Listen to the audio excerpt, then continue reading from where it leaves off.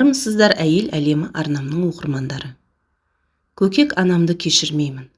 Бұл жаңа шығармам туыла салып ана уызының дәмін де тата алмаған тастанды қыздың тағдыры жайлы. Каналыма тіркелмеген болсаңыз тіркеліп алыңыз. Алдағы YouTube арнамдағы подписчиктер арасында болатын ұтысқа қатысуға мүмкіндігіңіз бар. Бізді қолдап, лайк басып, пікір жаза отырыңыздар. Алда жаңа туынды. Көкек анамды кешірмеймін. Тағдыр тәлкегі. Мен қазір 47 жастамын. Анам мені некесіз туған екен. Әкемнің кім екенін осы уақытқа дейін білмедім. Көкек анам мені босана сала маған уызын да емізбей, өзінің перзент сүйе алмай жүрген туыс әпкесіне асыранды бала етіп берген екен. Әке шешем мені бір апталық кезімде асырап алған екен. Көкек анам жастығын, еркіндігін қимай, жалғызбасты ана атанғысы келмей, менен құтылып, махаббат, бақыт іздеп, шет елге, Түркияға кетіп қалған екен. Мен бойжеткенге дейін өзімнің асыранды бала екенімді білмедім.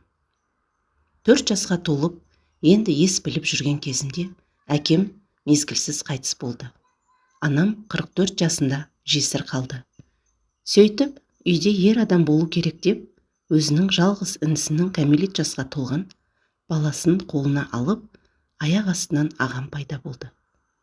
Ол кезде ағам 18-ге толған ұл балаларды әскерге алып кететін еді. Анам ағамды әскерге жібергісі келмей, ағама үйленуім керек деп қайта-қайта айта беретін. Алайда ағам, апа, мен әлі жаспын ғой, армияға шақырса барып келемін. Содан қорқып үйленуім керек пе? Оның үстіне ұнатқан қызым да жоқ. Әйтеуір біреуге үйлене саламын ба деп үйленгісі келмейтін. Бірақ анам өз сөзінен қайтпай, туған туыс арасынан сүйек жаңғыртамын деп, өзінің нағашыларының бірінің қызын ағам 19 жасқа толғанда үйлендіріп, жар етіп алып берді. Ақ орамал тартқан әдемі жеңешем келгенде, оған қызыға да қызғана қарап қуанып жүрдім. Алайда ақ жеңешемнің ниеті қара, беті сұлу, іші шірік екенін кейін білдім. Беташарда мені жанына отырғызып, елдің көзінше жақын тартқан жеңгемнің кейін маған тәпішкесінің тамадын жалатып, қорлайтынын кім білген. Беташар өтіп, арада бір шама уақыт өткен соң, жеңгем маған сұрлана қарап, анам мен ағам жоқта мені түртпектей бастады. Оңды-солды жұмсай беретін. Одан қалса, еш себепсіз қол көтеріп, кез келген жерінен сарт-сұрт еткізіп, салып-салып қалатын. Қолы қатты бататын. Сонда мен жеңгеме қарап, мен сізге не істедім жеңге, мені не үшін ұрасыз десем, маған сұр жыланша жиырылып қарап, жап аузыңды қаншық, шешең жәлеп, сен де жәлеп боласың дейтін. Оның мұндай сөздерін түсіне бермейтінмін. Оның сұрланған жүзі мен қол көтеріп ұрысқанынан қатты қорқатынмын. Жеңгем, біреуге айтсаң жаныңды шығарамын, қылқындырып өлтіремін деп қорқытатын. Содан мен оның мені ұрып-соғып үй тіршілігін жасататынын ешкімге айтпайтынмын. Жеңгем 2 жүзді сұр жылан еді. Хамелеон секілді жүз құбылатын. Сол жылы ағамның отбасылы болғанына қарамай, ағамды әскерге алып кетті. Үйде мен, жеңгем, анам үшеуміз ғана қалдық. Осы кездері жеңгем одан әрі маған шүйлігіп алды. Тіпті анамның көзінше маған дауыс көтеріп айқайлап ұрса салатын. Анам мұны ағамның армияға кетіп қалғанына, күйеу жанында болмаған соң ашуланып жүр ғой деп оған үндемейтін. Жеңгем келгелі өмірім тозаққа айналғандай еді. Тұлымшағы желбіреген кішкентай қыз болсам да, өлім жайлы ойлана бастадым. Таяқ жеген күндерімде іштей, әке мені жаныңа ала кетші деп, жалғыз отырып жылайтынмын. Осылай бала жүрегім жабырқап, күндерім өтіп жатты. Арада бір шама уақыт өткеннен кейін, әскерден ағам аман есен қайта оралып, анам оның келгеніне қатты қуанды. Анам ағамды қатты жақсы көретін. Сол кезде маған солай сезілетін. Өйткені анам сол ағамның бар жағдайын жасауға тырысатын. Жеңгеме де өз нағашы жағының қызы болғандықтан бетіне қарап отыратын. Маған ұрысса да оған ештеме деп сөйлемейтін. Осылай жүргенімізде мен 9 жасқа толғанда жеңгем босанып ағам ұлды болды. Анам немерелі болдым деп қатты қуанды. Жеңгем перзентханадан шыққан соң, анам оны қырқынан шыққанша тамағын жасап, сорпасын беріп қатты күтті. Ал мен баласына қарайтынмын. Жаялықтарын жуатынмын. Сонда да маған бесікті дұрыстап тербеттеп арқамнан дүңкілдетіп ұрып алатын. Сонда да жақсы оқуға тырысып, бастауышты жақсы оқып шықтым. Кейін жоғары сыныпқа өткенде жеңгем үй тіршілігімен бала қарауды менің мойныма іліп қойды. Өзі ит секілді жылма-жыл бала туып жататын болды. Мен соның балаларына қараймын, кірлерін жуамын, тамақтарын беремін және мал қарап тезек істеймін. Өз үйімде өзім құл секілді өмір сүріп жаттым. Қыздың 40 жаны бар деген сөз маған арналып айтылғандай еді. Еңбектен қашпайсың ғой, алайда жеңгемнің улы тілі жанымды жаралайтын. Маған үнемі сен жәлеп боласың деп жанымды тілгілейтін. Бір күні оның бұл сөзіне шыдай алмай анама айтып беріп едім. Анам жеңгеме, бұл қызға неге шүйліге бересің? Барлық жағыңа қарасып, үй тіршілігін де жасап, сенің міндетіңді де атқарып жүр ғой. Не сөз ол? Жап-жақсы қызға олай айтатының не? Деп еді жеңгем сұрлана қарап. Апа қойыңызшы, мен білмейді дейсіз бе? Мұның шешесі бұл қызды некесіз туып сізге бере салып, өзі бір түріктің құшағында қашып кеткен жоқ па? Шешесі жәлеп болса қызы да сондай болады да, қасқырдың баласын қанша бақсаңыз да орманға қарап ұлиды дегенде біреу төбемнен суық құйып жібергендей болды. Кеудем ашу ызаға толып булығып жылап жібердім. Орнымнан тұрдым да дарбазадан шығып бетім ауған жаққа қарай жүгіре жөнелдім. Артымнан анам айқайлап шақырып еді, оған да қарамадым. Жүрегім өрекпіп, көзімнен жас парлап, жүгіріп келемін, тоқтай алар емеспін. Бір кезде ғана аяғым тасқа шалынып, ет бетімнен шаңға бұрқ етіп құлай түстім. Жалма-жан орнымнан тұрып жан-жағыма қарасам, ауыл төбесіндегі бейіттерге жақындап қалыппын. Өзім жайлы шындықты естіп, өгей жеңгенің қорлығы, барлығы жүйкеме тиіп, ес жоғалтып, ашу-ызамен ессіз жүгіре беріппін. Содан құлаған соң есімді жиыппын. Орнымнан тұрып үстімді қақтым. Жол жиегіндегі кішкентай арыққа беті қолымды жуып алдым. Жаздың ыстық самалы есіп, күн жанып тұр еді. Содан ақырын аяңдап бейіттердің ішіне кіріп, әкемнің басына барып, ішке толған мұңымды шағып, шерімді тарқаттым. Бойым жеңілденіп қалғандай болды. Сөйтіп әкеммен қоштасып, ауыл жаққа қарай ақырын аяңдадым. Санамда сан сұрақ, сол сұрақтармен арпалысып келемін. Ары қарай қалай өмір сүремін енді? Көкек анам мені қалай ғана тастап кетті екен? Әке шешем деп жүрген адамдарым маған мүлде жат екен ғой деп ойлана ой түбіне жете алмадым. Тағдырдың жазғанына көнгеннен басқа амалым жоқ еді. Бір кезде ауылға жақындай бере, көше бойында маған қарап тұрған анамды көрдім. Жақындай бергенде анам: "Сәуле, қайда жоқ болып кеттің? Сені уайымдап бір орнымда байыз тауып отыра алмадым ғой. Жеңгеңнің сөзіне мән бермеші, ол өзі сондай адам ғой. Бірдеңе дейін десем, өз нағашымның қызы болған соң, қызыма дұрыс қарамадың, ұрсыпсың, түртпектедің деп ренжиді ғой. Сонда да жаңа оған әбден сөйлеп алдым. Енді саған сөйлемейді. Жүре ғой үйге деп қолымнан ұстап үйге алып барды. Мен сүлесоқ қана анамның артынан еріп жүре бердім. Үйге кірген соң жеңгем маған сұрланып бір қарады да, баласын көтеріп бөлмесіне кіріп кетті. Ертесінде анам бір туысы қайтыс болып, ағам екеуі сол кісінің жаназасына кеткен болатын. Мен мазам болмай жатыр деп өз бөлмемде ұйықтап жатыр едім. Бір кезде жеңгем есікті жұлқи ашып бөлмеме кіріп келді. Сөйтті де үстімдегі көрпемді жұлып алып: "Ей маубас, не істеп жатырсың? Түс болды ғой, тұр орныңнан, бар да ана ыдыстарды жуып үйді жина" деді. Оның түрін де көргім келмеді. Даусы да қара қарғаның даусындай жағымсыз еді. Құлағымда тарс шауып алып едім. "Ей, сен немене маған мінезіңді көрсетіп жатырсың?" деп үстіме шығып алып, мойнымнан қылқындыра бастады. "Енді апама бірдеңе деп шағымданатын болсаң, осылай қылқындырып өлтіремін" деді. Қолы қандай қатты еді. Тынысым тарылып, дем жетпей, екі қолыммен ауа қармап жатқанда, жеңгем мойнымды босата салып, жұдырықпен басымнан тоқпақтап ұра бастады. "Енді айтасың ба апама, жоқ па?" дейді.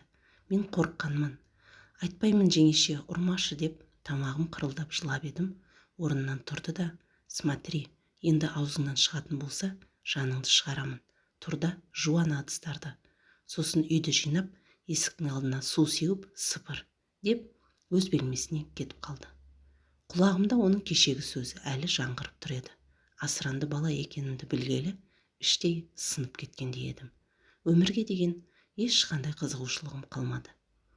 Орнымнан тұрып, таңғы асымды да ішпестен, ас үйде үйіліп тұрған ыдыстарды жуып, үйді жинап сыпырып шықтым. Сөйтіп, есік алдына су себейін деп 2 шелек толы суды алып келе жатқанымда, көрші сыныптас қыз дарбазадан мені шақырды. Жанына барып едім, ол менен кеше не болғанын сұрады. Менің үйден жылап шығып, ауыл шетіне қарай жүгіріп кетіп бара жатқанымды көрген екен. Мен маңызды ештеңе емес деп, оған тіс жарып ештеңе айтпадым. Осы кезде үйден жеңгем шығып айқайлап мені шақырды. «Ей, Сәуле, бері кел бері. Кіммен сөйлесіп тұрсың?» дегенде селк ете қалдым. Сөйтіп сыныптасыммен қоштаспастан артқа бұрылып жеңгеме бардым. Жеңгем бетіне зәрі шығып, шашымнан ұстап, су толы шелекке бетімді батырып тұншықтырды. Сөйтті де: «Сен немене мені тыңдамайсың? Үйді өтірік сыпыра салып, полды мен жуамын ба? Арамтамақ неме?» деп тұрғызып алды. Тұншыға жаздап дарбаза жаққа көзім түсіп кетіп еді. Көршінің балалары жиналып қалыпты. Барлығы бізге қарап тұр екен. Оларды көрген жеңгем мырс етіп күлді де, шашымнан ұстап мені еңкейтіп: «Жаның аман қалсын десең, тәпішкемнің табанын жала», деді. Мен қорыққанымнан оның тәпішкесінің табанын жаладым. Ал жеңгем мені мазақ етіп қарқылдап күлді. Дарбаза жақтағы көршінің балаларының көзінше мені осылай қорлап жер қылды. Сұр жылан жеңгем осылай мені асыранды баласың, шешең жәлеп, сен де жәлеп боласың деп балалығымды тозаққа айналдырды. Мен одан қорыққанынан 2-ші рет анама да ағама да шағымданбадым. Соның айтқандарына көніп, айдауына жүре бердім. Бұғанағы қатпаған баламын ғой, оны мен қалай күресе аламын? Анам менің көңіліме қарап домбыра үйірмесіне берді. Сол жерде домбыра шертуді үйрендім. Ақырындап ән сала бастадым. Ішкі мұңымды осылай шығаратын болдым. Бір күні домбыра үйірмесіне қатысып үйге келсем, анам түрі түтігіп ашуланып отыр екен. Анамның жанына барып неге ашуланып отырғанын сұрасам, үйдегі анамдар ақша жинап жүрген ағаш қорапшаның құлпысы бұзылып қалыпты. Ішінен біреу ақша алғанға ұқсайды. Соны жеңге мені ұрлады деп айтыпты. Үйде өзінің де сіңлісі қонақта жүрген болатын. Анығында ішінен ақша алған сол еді. Оны кейін дүкенші тәтеден естіген едік. Ал анам мұны анықтап алмай жатып, сол күні мені көк ала қойдай етіп аямай сабады. Анамның мұнысы маған қатты тиді. Сол күні өз-өзіме қол жұмсап, дәрі ішіп, бұл жалғаннан о дүниеге әкеме кеткім келді. Алайда өз-өзіме қол салуға батылым бармады. Содан тұла бойым көгеріп, денемді ала алмай бір апта ауырсынып жүрдім. Бұл жайлы ешкімге айта алмадым. Содан бір күні мектепке бара жатып, жолда әкемнің досы Бекжан көкені көріп қалып, амандасып өтіп бара жатыр едім. Бекжан көке мені көріп қуана амандасты да тоқтатып: «Сәулеш, бұл сен ба? Бойжетіп қалыпсың ғой, әкеңнен аумай қалыпсың» деп, қалтасынан бір сом алып қолыма ұстатып кетті. Өмірімде мұндай ақша ұстап көрмеген мен риза болып рахметімді айтып қала бердім. Сабақтан соң көршінің қызы екеуміз дүкенге кіріп тәтті тоқаш пен сусын алып іштік. Содан үйге келген соң көршінің қызы жеңгеме айтып қойыпты: «Сәуленің көп ақшасы бар, дүкеннен анау-мынау алып жедік деген ғой». Мен әкемнің досы Бекжан көке берді десем, үйдегілердің ешқайсысы сенбейді. Содан кешке қарай анамнан және таяқ жедім. Үйдегілердің маған деген осындай қарым-қатынасынан томаға тұйық болып кеттім. Сонда анам мені елдің қыздары қатарлы әдемі көйлек кигіземін деп, маған көйлек алып беремін деп, Ташкент қаласы бізге жақын болғандықтан қалаға базарға бардық. Кеңес үкіметі кезінде жалпыға ортақ ақша сом рубль еді ғой. Анам 10 000 сом алып шықтым. Соған сенің қоштасу кешіне киетін көйлегіңді аламыз деді. Базарға келіп, көйлекті таңдап сатып алайық дегенімізде, анамның қол орамалға түйген бар ақшасы 5 000 ғана тұр екен. Анам түк түсінбей бар қалтасын қарап шықты. Маған қарап аң-таң болып, үйден 10 000 алып шыққан секілді едім ғой дейді абдырап. Мен бұл жеңгемнің ісі екенін бірден білдім. Сұр жылан жеңгем әдейі анам маған көйлек алып бермесін деп, анамның қалтасындағы ақшаның жартысын алып, оның үйге киетін көйлегінің қалтасына салып қойған ғой, ұмытып кеткенде етіп. Өзім ұнатқан көйлегіме ақшамыз жетпей қалған соң, анама ренжіп, басқасын алмаймын деп көйлексіз үйге қайттық. Анам жеңгеме қатты ашуланды. Жолда келе жатқанымызда анам маған қайта-қайта қарап, іштей қатты ыңғайсызданып келе жатқанын сездім. Сәулеш, осы жеңгең өзімнің туған келінім болғанда ғой, жанын шығаратын едім. Өйтетін болсам інім ренжиді, ел сөйлейді ғой, өгейлігін көрсетіп жатыр деп. Сол үшін оның ісіне көз жұма қараймын. Ал сен өз қызымсың ғой деп ұрдым, маған ренжімеші қызым деп, көзі суланып көңілі түсіп қалды. Сөйтіп үйге келген соң жеңгеме қатты ұрысты. Жеңгем де қарап отырмады. Анаммен салғыласып біраз жерге дейін барды. Ағама да айтып еді, ағам, апа маған не дейсіз? Өзіңіз тауып берген адам ғой. Мен не істей алам деп екі қолын көтеріп шығып кетті. Анамның ұрысқанынан не пайда енді? Тым кеш еді. О баста жеңгемді қатаң ұстамағаннан кейін, жеңгем анамды да әбден басынып, білгенін істейтін еді. Анам, келінге келін болсаң жағасың дегендей, осының кебін кигелі қай заман. Өзі ерте тұрып сиыр сауып, сосын оны апарып шөпке арқандайды.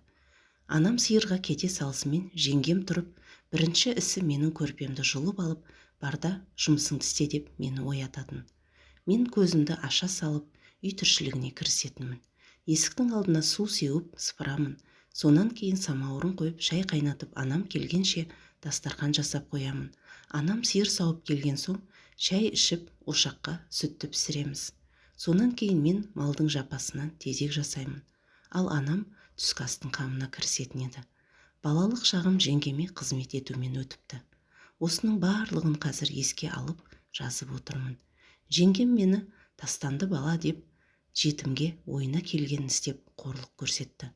Осыдан кейін ішкі мен дегенімді жоғалтып, жеке тұлға ретінде дами алмадым. Өз ойымды айта алмадым. Қалағанымды істей алмадым. Осылай тұйықталып, жасық болып бойжеттім. Бақытымды тапқаныммен, осы болмысымның кесірінен бақытымды ұшырып алдым. Оған да анам мен жеңгем кінәлі еді. Жалғасы бар. Әңгіменің авторы және дыбыстап оқыған Жазира Төлешова. Арнама тіркеліп алыңыз. Келесі бөлімін көп ұзатпай шығарамын. Ден қоя тыңдап, лүпіл басып, пікір қалдыра отырсаңыздар екен.